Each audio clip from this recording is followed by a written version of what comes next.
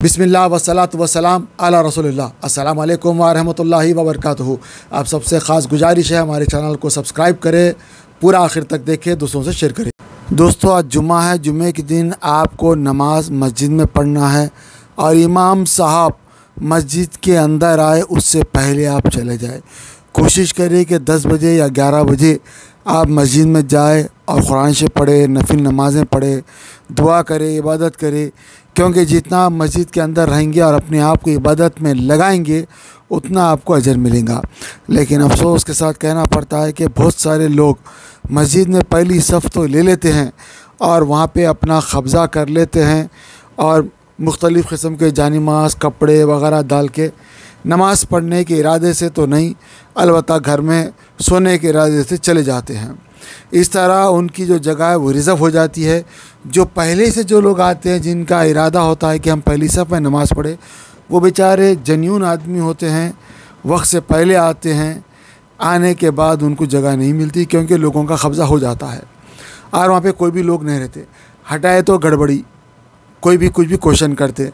ये इस्लाम में नहीं है। जब मैं मदीना मुनव्वरा में था ऐसा वहाँ पर भी होता था पहली सफ़ में।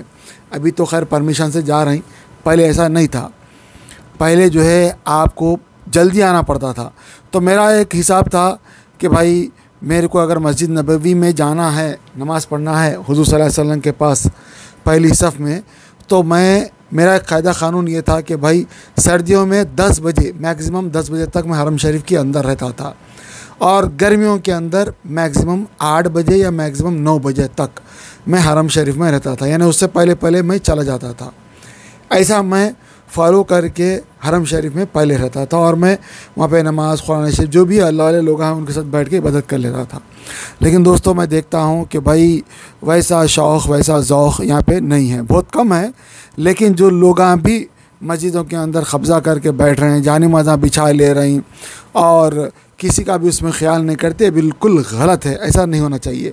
अलबत्ता मस्जिद नबी में पहले पुलिस वाले आते थे और ये सब लोगों के जो भी जानिमाज़ वगैरह होते थे, चाहे किसी भी नमाज में रखें दो, निकाल लेते थे। क्योंकि भाई जो आदमी पहले आया उसका हक़ है। जो आदमी आया, जानिमाज़ बिछाया, घरों में जाके सो जा रहा आराम से और इमाम साहब के खुतबे के खुद आ रहा बीच में, एक तो वो नमाज का सवाब भी नहीं मिलता, दूसरों को तकलीफ़ भी खुदलते हुए लोगों को आ रहे हैं, ऐसा बेद भी। तो ये बिल्कुल गलत है। वो हटा देते थे जानिमाज़। लेकिन यहाँ पे मेरे भाई जिद्दा के अंदर जब से मैं आया हूँ, लोगों को देखता हूँ कि भाई इधर कब्ज़ा उधर कब्ज़ा। ख़ास तौर से हमारे इंडियन पाकिस्तानी लोगों के अंदर ये ज़्यादा है, बाकी के लोगों में कम है।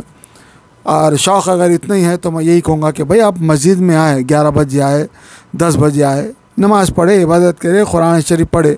ये नहीं मस्जिद में आके जो है बकवास करते बैठे रहे और जानिमाज़ बिछा के जो है बाहर घूमते रहे, गप्पे मारे।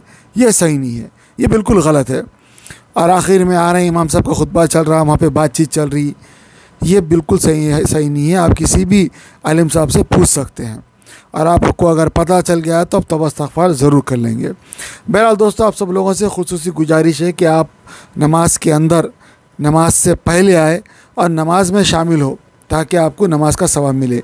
लेकिन इमाम साहब आ जाए तो फिर आपको जो है नमाज का सवाब नहीं मिलेगा, जुम्मे का सवाब नहीं मिलेगा। अब नमाज का सवाब मिलता है नहीं मिलता, वो आप मुफ्ती साहब से कि किसी अच्छे आलिम साहब से, आप जिसके ऊपर भरोसा करते हैं उनसे पूछ लो ताकि आपको इत्मीनान हो। लेकिन नमाज में नहीं आना भी बहुत बड़ा गुनाह है। और 3 जुमा निकल जाए, इमाम साहब का खुतबा भी नहीं सुने तो फिर दिल के ऊपर एक काला धब्बा आ जाता है और फिर उन्हें दिन से भी दूर हो जाता है। बाकी की बात आपने ख़ुद आलिम साहब से पूछे, ज़्यादा अच्छा रहेगा। और मेरी गुजारिश है कि आपको मालूमात की ये फ़िक्र हो, क्योंकि भाई हर एक को मरना है, मरने के बाद क्या होगा यह अमाल की फ़िक्र हर एक के अंदर होना चाहिए। वरना फिर मरने के बाद तो दोबारा आदमी दुनिया में नहीं आता सिवाय अफसोस के। वो अफसोस आने से पहले अभी से अफसोस करके उस चीज़ को रियलाइज़ करे और तौबा इस्तिग़फ़ार करके अपनी ज़िंदगी को दुरुस्त करे। ये मौका गनीमत है, मेरे लिए भी, आपके लिए भी, सबके लिए भी। बातचीत बहस मुबाहिसे चलते रहते हैं। मैं इसलिए बता रहा हूँ दोस्तों क्योंकि अक्सर मैं देखा हूँ जुमे की नमाज़ में भाई लोगों के अंदर वो शौक़ नहीं है। लेकिन पहली सफ़ लेने के लिए तो शौक़ है, लेकिन वहाँ पर रहते नहीं। तो आप सब लोगों से खुसूसी गुजारिश है, इमाम साहब आने से पहले पहुँचे, जहाँ जगह मिले वहाँ पे बैठ जाए, इधर उधर खुजाए मत, और कोशिश करें कि इमाम साहब जो बोल रहे हैं वो सुने, गौर से सुने, उसमें सोए मत, इबादत करे, दिल से करे, ताकि आपको सवाब मिले। और जितना भी जो भी इबादत है, इमाम साहब के आने से पहले पहले आप इबादत कर ले, मकरू वक्त को छोड़ के नमाज़ पढ़े, कुरान शरीफ पढ़े, इबादत करे, एक दूसरे को माफ़ी चाहे। ये दोस्तों बोलना बहुत ज़रूरी था, क्योंकि बहुत सारे लोग इन्हें जुमे की कदर नहीं कर रहे हैं। बहरहाल दोस्तों, आपको भी अगर कुछ कहना है तो अपना ऑडियो वीडियो दे सकते हैं, मैं इंशाल्लाह अपने चैनल पे लगाऊंगा। दोस्तों, और एक दूसरी अहम ख़बर ये है कि जो लोग हज पे जाना चाह रहे हैं, बहुत ज़रूरी है कि आप परमिशन ले। बिना परमिशन ले के हरगिज़ मत जाए। आपको हो सकता है सऊदी अरब के बाहर कर दिया जाए, फिर आप कभी आ नहीं सकते, और हो सकता है आपको बहुत बड़ा पेनल्टी डाले और बहुत बड़ी सज़ा मिले, क्योंकि बिना परमिशन के हज करना क़ानूनन अपराध है, जुर्म है। हरगिज़ आप लोग मत जाए। पहले का जो टाइम था वो गुज़र गया, अब जो नया क़ानून है उसके हिसाब से आपको अमल करना है। और दूसरी बात दोस्तों, इसके अंदर जो रिज़र्वेशन का था वो भी ख़त्म हो गया, लेकिन चांस ये है कि बहुत सारे एजेंसियां हैं, लीगल है, जायज़ है, आप उनसे पूछ के रिक्वेस्ट कर सकते हैं। हो सकता है उनके पास परमिशन होता है, हालांकि परमिशन तो बंद हो गया है, लेकिन हो सकता है कि वो लोग आपको स्पेशल परमिशन के तहत आपको परमिशन दिला दे। ये कोई गारंटी नहीं है, लेकिन आप ट्राई कर सकते हैं। अल्लाह आपके नसीब में है तो ज़रूर करा देगा इंशाअल्लाह। लेकिन दोस्तों, वहीं दूसरी ख़ास बात ये है कि आप हज लीगल तरीक़े से करें, इलीगल तरीक़े से हरगिज़ मत करें, क्योंकि लीगल तरीक़े से करेंगे तो आपको तमाम सहूलतें जो हज की है वो मिलेंगी। और अगर कोई भी आदमी जाता है इलीगल तरीक़े से तो बहुत सारे मसाइल का सामना करना पड़ सकता है, जैसा कि मैं ऑलरेडी आपको बोल चुका हूँ। और एक ख़ास बात दोस्तों, हज पे जा रहे हैं तो किसी से शिकायत मत करें कि भाई ऐसा हुआ वैसा हुआ। आपको टेस्ट होगा। हज ऐसा नहीं है कि भाई आप आराम से जा रहे हैं, आराम से आ रहे हैं, ऐसा नहीं हो सकता। थोड़ा बहुत आपको अल्लाह ताला टेस्ट में डालेगा, बर्दाश्त करना ज़रूरी है। वो आपको मज़ा आएगा, जितना आप बर्दाश्त करेंगे उतने अमाल के आपके दुरुस्त होंगे। तो दोस्तों, आप जब हज पे जाए तो तमाम आलम की इंसानियत के लिए ज़रूर दुआ कीजिएगा। दोस्तों, इंडिया के अंदर बहुत सारे लोगों को नौकरी देने का वादा किया गया था, जैसा कि न्यूज़ चैनल में बताया जा रहा है, लेकिन नौकरी नहीं दी गई। अभी मिलिट्री की नौकरी है, लेकिन उसमें जो है सिर्फ 4 साल की नौकरी बता रही, और 3 लोगों को 4 साल के बाद निकाल दिया जाएगा, एक आदमी को परमानेंट रखा जाएगा। अब जो मीडिया के चैनल वाले हैं जो इस खबर से खुश है, वो लोग ये बता रहे हैं कि भाई आपको हर महीना 40,000 मिलेगा, आप नौकरी ज्वाइन कर लो। इस तरह की खबरें आ रही है, तो लोग रोड के ऊपर निकल के आए हुए हैं। सरकारी जो प्रॉपर्टी है उसको नुकसान पहुंचा दिए, काफ़ी ट्रेनों को जो है बंडे मार के उसके आईने फोड़ दिए, और भी कई किस्म के भयानक नुकसान कर चुके हैं लोग। अब इनके ऊपर केस बनेगा नहीं मालूम है, लेकिन फ़िलहाल कोई केस वगैरह नहीं है। लेकिन वहीं पे मुसलमान जो पीस, अमन शांति से रैली निकाल रहा था, जैसा कि संविधान में लिखा हुआ है, कॉन्स्टिट्यूशन में लिखा हुआ है, कोई भी आदमी जो है अपनी बात करने के लिए बात आगे लेके आ सकता है। बिल्कुल पीसफुल जलसा जुलूस जो भी था लोग वहाँ पे कर रहे थे, लेकिन उनके ऊपर गोलियां चला दी जाती है। डायरेक्ट एक 18 साल का बच्चा मर जाता है, उसके भेजे में गोली लगती है। दूसरा, जो भी लोगों को देखा गया वीडियो में, उनके घरों को जाके तोड़ दिया गया। तो सलमान खुर्शीद साहब, जो कि हिंदुस्तान के बहुत बड़े मंत्री थे, जो वज़ीर ख़ारजा थे, उन्होंने ट्वीट करके फ़ोटो डाली, बताया कि भाई ये यूक्रेन की वार की तस्वीर नहीं है जहाँ पे रेशा बम मारे, ये योगी साहब ने बुलडोज़र चला के उन मुसलमानों के घरों को मसमार कर दिया, बिल्कुल ज़ीरो कर दिया, जिनके ऊपर इल्ज़ाम ये था कि भाई ये लोगों ने प्रोटेस्ट किया, इन लोगों ने नुकसान पहुँचाया। नुकसान क्या पहुँचाया? रोड पे आए, पीसफुल रैली निकाल रहे थे। तो असद साहब ने इसके ऊपर बोला कि भाई अदालत करेगी सारा काम, फिर भी जो है आपको इख्तियार नहीं है अब अदालत में केस चलाना। लेकिन योगी साहब ने ऐसा बुलडोज़र का फ़ैसला किया जो कि गलत है, ख़ास तौर से मुसलमानों को टारगेट बना के। ये नहीं होना चाहिए था, ये वाकई जुल्म है। आदमी बड़ी मुश्किल से घर बनाता है, तिनका जमा करके बनाता है, ऐसे में सिर्फ नफ़रत के लिए इस किस्म के घर तोड़ना ये जुल्म है। दूसरी नफ़रत ये है कि भाई शहरों के नाम चेंज कर दे रहे हैं। मैं भी सोच रहा था प्रयागराज कहाँ से आ गया भाई ये प्रयागराज, जबकि जो है वहाँ पे कुछ और शहर का नाम है पहले। तो इस तरह शहरों के नाम चेंज कर देना ये भी गलत है। अरे भाई आप बनाओ, आप नया शहर लगाओ। जब मुग़ल थे, जिन मुग़लों से आप लोग नफ़रत करते हैं, वही मुग़ल रामपुर सीतापुर वहाँ पे वो लोगों ने हुकूमत की, नाम चेंज नहीं किया, हुकूमत की नाम चेंज नहीं किया, आज भी वो नाम है। तो भाई आप ऐसे नाम चेंज करके आपको क्या मिलेगा? कोई आफरीन फातिमा के घर से। दूसरी बात ये है कि आफरीन फातिमा के घर से पोस्टर निकला, लोगों को रोटी रोजी नहीं मिल रही, लोग पोस्टर पर पेट्रोल रिपोर्टर दिखा रहा है, लोग ये बता अंग्रेजी में लिखा है कि हालात Sri Lanka When injustice becomes law, जो है खाने खाना rebellion becomes a duty। बहुत लोगों को बोल दिया उसका माने यह है कि जब नाइंसाफी उनको सिनालियों को एक कानून बन जाता है, मुसलमानों को तो उसके खिलाफ एहतजाज करना सबकी जिम्मेदारी बनती है। बाद में खाना पानी नहीं मिला, पेट्रोल नहीं मिला, सब महंगा हो गया, उनके लिए तो जीना मुश्किल हो गया। फिर उन्होंने जो वहाँ पे जो प्रोटेस्ट किया, जिसके बाद में आप जानते हैं कि वहाँ पे हालात क्या हो गया। अब लोग ये कह रहे हैं कि भाई जबकि राजस्थान और कई कांग्रेस के इलाकों में पेट्रोल बंद हो गया, तो हिंदुस्तान में कहीं श्रीलंका की तरह हालात ना हो जाए। ये पूरा न्यूज़ चैनलों में आ रहा है, बहुत सारे लोग बता रहे हैं, तो ऐसा ना हो जाए। वाकई दोस्तों ये जुल्म है, जुल्म ज़्यादा सही नहीं रहता। अल्लाह ताला जो है हर एक का अल्लाह है, हर एक का गॉड। महाराष्ट्र के ex chief minister Devendra Fadnavis की पत्नी ने ट्विटर पर लिखा था, वो जुल्म पसंद नहीं करता, चाहे किसी तुम तोड़ोगे घर जाकर फडणवीस का होगा तो वो पलट देगा, किसकी भी। हमारा घर तोड़ दिया तुमने। सब आप लोगों से गुजारिश है, तुम कौन होते अगर उसने किया? इंसान से मोहब्बत करे। मॉब लिंचिंग के ऊपर जो है केस चलाए, जहाँ पे जो है गरीबों को मार दिया जाता है। आजकल रोड के ऊपर निकलना भी मुश्किल हो रहा है। सब यूट्यूब चैनल के ऊपर बातचीत आ रही है, मैं वहीं से बता रहा हूँ, कोई नया नहीं बता रहा हूँ, ऑलरेडी वहाँ पे मौजूद है। मैं तमाम लोगों से रिक्वेस्ट करूँगा कि भाई सब लोगों का ख्याल करे। हालांकि घर के कमाने वाले बच्चे हैं, मर्द है, गरीब लोग हैं, क्या मिल रहा है ऐसे लोगों को मार के?